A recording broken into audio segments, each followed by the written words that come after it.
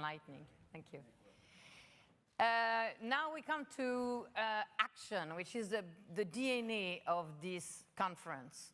We are going to have 3 extraordinary individuals presenting 3 actions which really worth all your attention and all your support. To present the panel and after that we will move to a very interesting field, which is, should we advertise that we do products that are slavery-free, or should we not? And then we will come to the Stop Slavery Awards. So to present this action, we have an excellent moderator, who is my number 2, the charismatic COO of the Thomson Reuters Foundation, Antonio Zappulla. And Antonio, just to tell just a little thing about him, he was last week or 2 weeks ago ranked number 1 of the FT list for the LGBT plus public sector executives. So congratulations again. He has been the force behind Openly. Openly is a website we opened and a platform we opened since September, so 2 months ago, to report as a human rights LGBTQ's issue. Just remember that in 70 countries, LGBT is illegal. So we want to speak of that in these countries, etc., and shed light on the issue as we do on slavery. Antonio will explain to you everything about how to use the delegate portal, etc. So I will not go into that. But the 3 actions we have today are 3 actions that I find particularly important. Thank you. Antonio?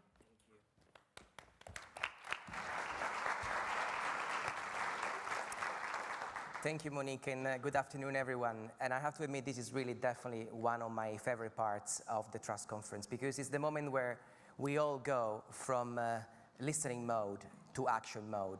And it's the moment where we are all called individually and collectively to really think outside the box and look at solutions and how we can nurture the talent in this room to actually take action. And change can happen faster and more easily than we can actually imagine. It can be a connection to someone within our network. It can be the good old-fashioned financial support, or it can be, for example, our skills. We all come here with plenty of diverse skills that we can actually put into action and help these amazing organizations that are going to be here with us in a minute. So I really want to urge you to enter this part of the Trust Conference with an open mind, but also with an open heart, and you'll be amazed at what can happen on this stage and from this stage. So in a few minutes, you'll hear directly from some really remarkable people who are literally making the world a better place with their courage, with their compassion, and with their desire to make things better. These people are all inspirational. You'll hear directly from them. We're very happy and privileged to have them here with us. They really been traveling from all around the world to present you these ideas and to ask for that little something that can actually propel their mission. So please make them feel at home. And so this is how it's going to work. Today I will introduce you to 3 remarkable people. Each will come on stage, will pitch an idea, and then they will sit here next to me, and we'll have a very short discussion to take this idea forward. And then it's really down to you. So after their pitch, we'll ask you to pitch in, and we'll open the discussion, and we'll see how this will go from there. You can either raise your hand, or if you're shy, if you want to think about it, you can go into the Trust Conference Delegate portal. So I'm sure most of you have accessed the portal already. We listen to you, we like listening to you. We know that you don't really like to download apps, you don't like to put passwords. You come and ask us where the password was. So this year we put everything into your phone, and I can assure you that it's already into your phone. So all you have to do is literally opening your browser, so open your internet on your phone, and go on delegates.trustconference.com, and you'll click on it, and you will find all the actions already preloaded. And once you click on one of the actions, you will see there's an explanation for the action itself, and there's actually a button at the top and at the bottom that says submit, or support actually, and that's the way you can actually express your support. And there's a number of already pre-indicated actions that you can take. You'll see there's comm supports, there's financial support, and many other already preset actions. But if you want to actually go the extra mile and explain how you personally want to support the action, feel free, put your email address and support the action. The data will be passed directly to the organization. So, all clear? Perfect. Okay, so to our first action. And this action really builds on the first session of today's Trust Conference, the one that was looking, if you remember, the dangerous role that orphanages can play in fueling the trafficking industry. We all have seen how compassion and even goodwill can be manipulated, can be twisted, and at the expenses of innocent children. Lumos is a great organization that has a very ambitious goal. And the goal of Lumos is to ensure that by 2050, all children will grow up in families and not in orphanages. Set up in 2014 by J.K. Rowling, who you all know being the author of Harry Potter, Lumos has been some tremendous work all around the world, from Moldova to Kenya to Colombia. Presenting the action is Chloe Setter, Senior Advisor at Lumos. Let's welcome Chloe.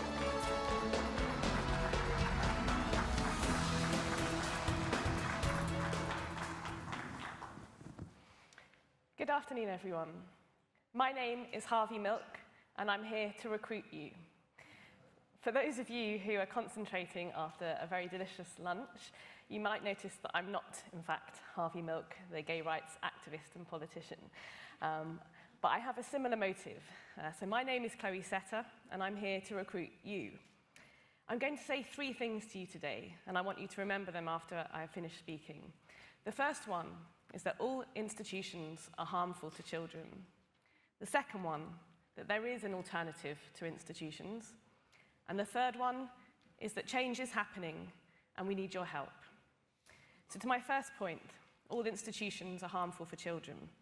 80 years of research has shown that growing up in institutional care damages a child's life chances, development and health.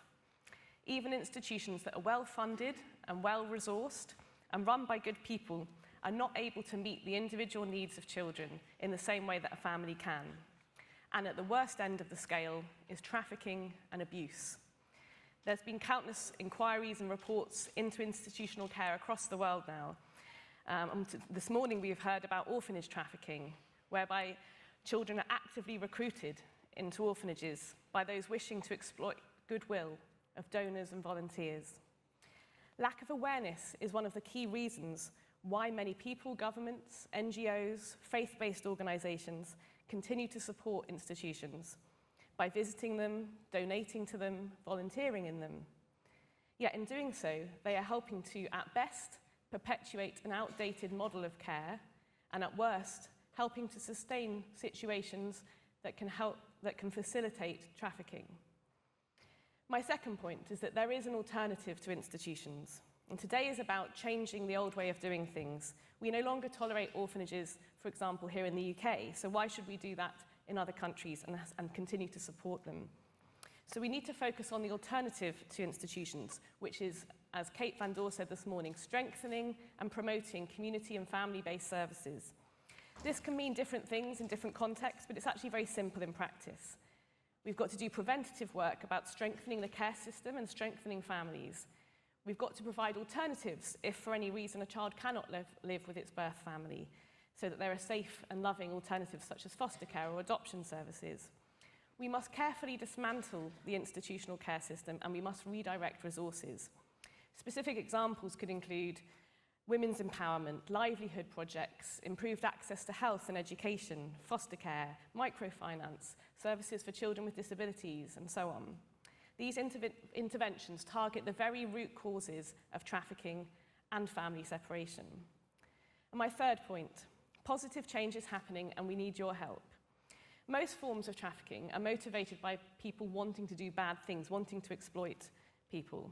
But this is one form of exploitation where, for the most part, it's being exacerbated by good people wanting to do good things. Work by Lumos and others, many of whom are in this room, the Healy Foundation, Forget Me Not, the Better Care Network, and many others, has shown that deinstitutionalization is possible in many different contexts. With political will, careful planning, and expertise, we can ensure that children live with families and are not trafficked to make money from orphanage owners. Necessary work is already underway across the world. Take Bulgaria, for example. Since 2010, the number of institutions in the country has reduced by 86%, and there is now a national plan in place and a government commitment to ensure the closure of all institutions for children by 2025.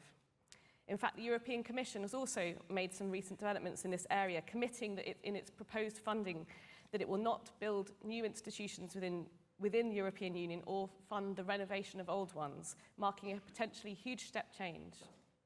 With an estimated 8 million children still living in institutional care across the world, and that is an underestimate in my view, there is much more to be done to ensure and make sure we reach all of the children who are growing up without a family. And that is why I want to recruit you. If you are a business, we need your help. We need you to reflect, look at your supply chains. Do your staff volunteer in orphanages? Do you support them through finance or other forms of in-kind support? If so, we want, and our partners want, to work with you to help analyse this, to examine it, to be honest, to have an honest dialogue about it and look at how you can transition away and make a positive change. We want to identify and champion social care innovators who want to help provide alternatives and community and family services. And we're looking also for pro bono legal support to influence governments and strengthen laws and policies across the world.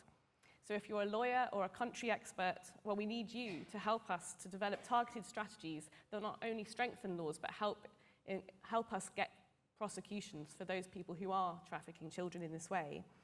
And we need backing, and I mean that in every sense of the word, really. Partnership, financial, that's crucial to help civil society do this work, because you need expertise to do it safely, and to make sure that we can redirect well-intended resources where it's most needed. So whoever you're representing here today, we need you to join this global movement. And it's a very simple concept that we're asking you to back, which is that children need families and not institutions. So I've said 3 things today. The first one, that all institutions are harmful for children. The second one, that there is an alternative to institutions. And thirdly, that change is happening, positive change is happening, and we need your help. So going back to Harvey Milk, one of my personal heroes, he said, you have to give them hope. Hope for a better world, hope for a better tomorrow. So just imagine being in the shoes of a child that is growing up in institutional care without a family to love, without a sense of identity and belonging. We need to give every single child in that situation hope that we are going to make a change for them individually, right now, to close institutions and move them into safe, loving family settings, but also for future generations too. And for those of you not well versed in Harry Potter, I'm one of them. It's not a prerequisite of working at Lumos. Lumos is the spell of light. By working together in partnership, we can help to shine a light on the darkness of institutions and orphanages and help to protect children from trafficking. There are no magic spells required to do this, just your support and your commitment, please. Thank you.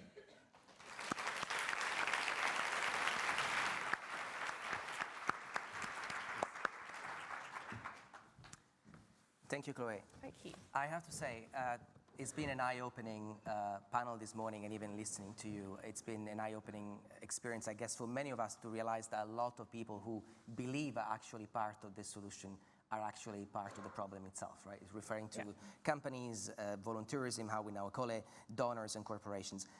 But what has to change? You're talking about changing the entire model here. What's the first thing that has to change?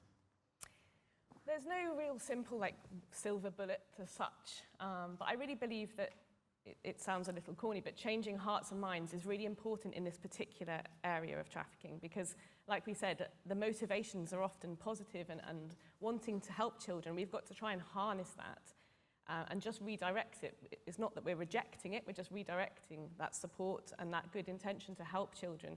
People like the concept of orphanages because, I guess, from history, it's in lots of tales and books and fictional books, and they're very tangible, they're very visual, and people like to think of them as a place that protects children, but from what we've heard from young people this morning and the evidence itself shows that that isn't the case.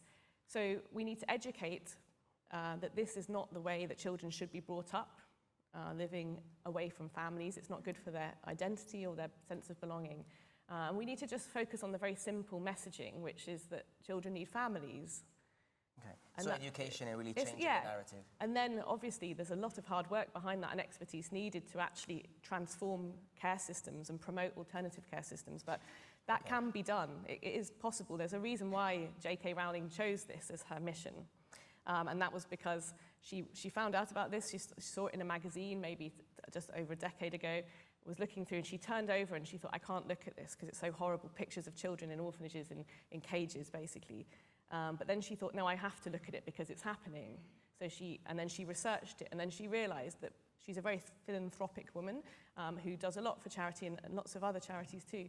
But she realized that this is something that if she put her resources and money and backing behind, is something that's doable and solvable. And it's happening. Let's put some more resources into it then. So you asked for connection to businesses willing to transition their CSR activities towards family and community services, pro bono legal support, and civil society partners. Yeah. So you might not know, but in the past hour, Herbert Smith Freehills has reached out to us, and they're saying that they're willing to contribute to support your legal research. So thank you to Herbert Smith Freehills, one bit of support already there. Great, thank you. So do we have any companies in the room that are willing to support? Let's go to Julie over there. Hi, I'm Sally Fays from UBS Optimus Foundation. We're a private foundation that's part of UBS Bank, and we work with the bank and private philanthropists to support child health education and child protection around the world. We would like to, in child protection, we have a focus on the area of families and not orphans, and we would like to pledge at least $2 million in new funding for Lumos and other organizations in 2019 to promote... That's fantastic.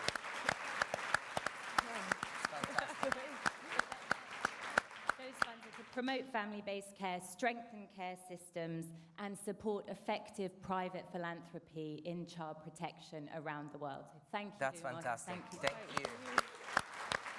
All right. That was a good start. That's a good All start. right, that was a good start. Who's going to go higher? So, also, we talk about changing the narrative and ensuring that volunteering organizations stop doing volunteerism. I want to go to Catherine over there to see if there's some support coming. Hi, my name's Susie. I work with Projects Abroad. We've been a leading provider of volunteering and internship opportunities for the past 25 years. We've always believed that an orphanage should be the last resort for any child. Children, wherever possible, should be raised by their parents, close family, or foster families in the extended community. In 2018, we made the decision to no longer place volunteers at children's homes and to focus our care projects exclusively on community-based care. We wanted to ensure that as we withdrew from working with children's homes, none of the children that we worked with were inadvertently harmed in the process, and working with Lumos and other organisations here today enabled us to do that. We would encourage other organisations that want to make the same decision as us to work with Lumos and other organisations here today, or to come and talk to us as well about our experiences in doing this. And we're happy to be here to support Lumos in their action today. Thank you. Brothers abroad over there. We also need civil society partners working with orphanages, volunteering organizations, and businesses on the ground. Any other support? Let's go to Sarah. Hi, Chloe. My name is Dorothea Czarnecki. I'm from ECPAT. We are a global network of 100 organizations working to end the sexual exploitation of children around the world. And we've developed a tool, very concrete, specific tool for tour operators who offer volunteer tourism packages in order to support them, to help them to offer something that's not putting harm on children and not endangering children in institutions to end those. And there are many other forms of volunteer tourism packages that still are there for the market. So we would be very happy to partner up with Lumos on this in order to join forces and keep going in dialogue with tour operators in Europe. Thank you very much. We have literally a few seconds left if there's any more support from the room. Let's go to Sarah again. Hi. I have no money, but I have this tool named Antennas. It's a cartoon that can talk to children in real time. This tool is in Mexico City and all over the country, Mexico, and you have the information of a child in less time than with a regular psychology or with a regular professional. So what I offer you is to unite forces, to have this tool with you so you can manage the information, what is really going on with those kids. We installed this tool for care days? How do you say that? Care practitioners? Yes. Okay. And we can supervise how were they treated by the puppet. So the puppet asks, what is here? What do you eat here? Okay, okay. So I think we got it. So it's an interactive tool for children based on cartoons that you run in Mexico. Yes, Perfect. and it's handled by a psychology. We Okay. have I can share the link That's of fine. the BBC We'll make sure World. that you Thank guys you. connect. Thank you very much. Thank you so much. One more. You can't limit them now. Martina. Hi, my name is Martina Vandenberg. I'm with the Human Trafficking Legal Center, and we have just developed a practitioner's guide for prosecuting people who go abroad to sexually abuse children. And so we would love to partner with Lumos to find lawyers to prosecute those who go abroad and harm children who are in orphanages. Thank you, Martina. All right. Because we are tight on time, all other support will have to go through the app. But thank you so much. I think what a great opening. You got 2 million there, you got legal support, you got an app, you got a cartoon, you got Martina on the case, and Martina delivers. So thank you so much for all of us. Thank you. Chloe.